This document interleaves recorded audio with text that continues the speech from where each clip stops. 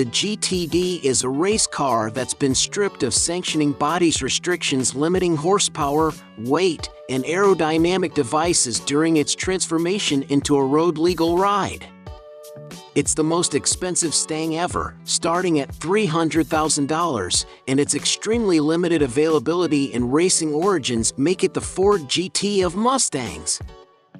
The only sad part of this story is how long we'll have to wait to hear its thunder. Coming late 2024 or early 2025, Ford will only produce a limited run of 1,000 or South Ford Mustang GTD cars. Similar to the Le Mans winning GT hypercar program, owners will need to have more clout than cash to take home this prize.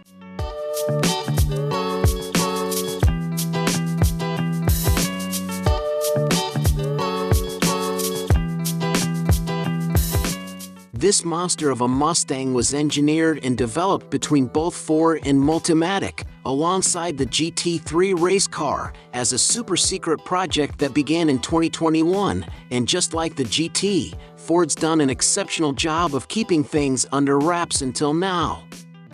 One look front to back is all you need to tell that its exterior is unique versus the regular Mustang. Nearly every body part is, or can be optionally made, carbon fiber. And wow, get a load of that aero package! Ford says every line and opening you see has a purpose, from the vented front fenders to the C-pillar mounted rear wing. And oh yeah, that wing is hydraulically controlled to best suit the car's aero profile in real time. In addition to all of the visual extremities, Ford will be offering a carbon fiber underbody aero package that uses hydraulically controlled front flaps for even better lap times. The only indicator of how fast the GTD will be around a racetrack is Ford bragging that it will be capable of a sub-7-minute Nürburgring time.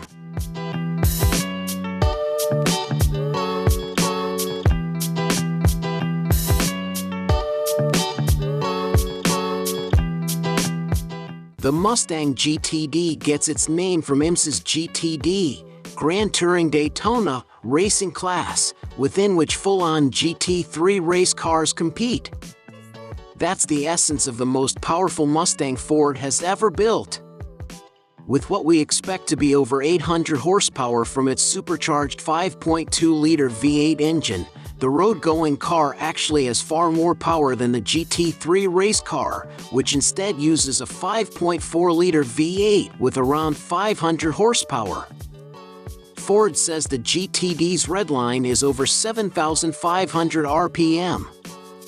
The exhaust trumpets playing this symphony of combustion are titanium pipes with an active valve. Without the technical regulation restrictions from a sanctioning body, the GTD's road legal status has allowed Ford to go bucking Bronco wild. Shifting is handled by a rear-mounted 8-speed dual-clutch transaxle that receives power via a carbon fiber driveshaft. Ford says every panel on the GTD is carbon fiber, save for its door skins. Its body is built to stick its rage to surfaces. That's why it wears such an aggressive front splitter, a vented hood hugged by vented fenders, and is available with that C-pillar mounted and hydraulically controlled whale tail of a wing. There's an available aerodynamic equipment package that adds a carbon fiber underbody tray and hydraulically controlled front flaps that help balance airflow and front-to-rear downforce. Ford says tech like that isn't allowed in sanctioned GT3 class racing.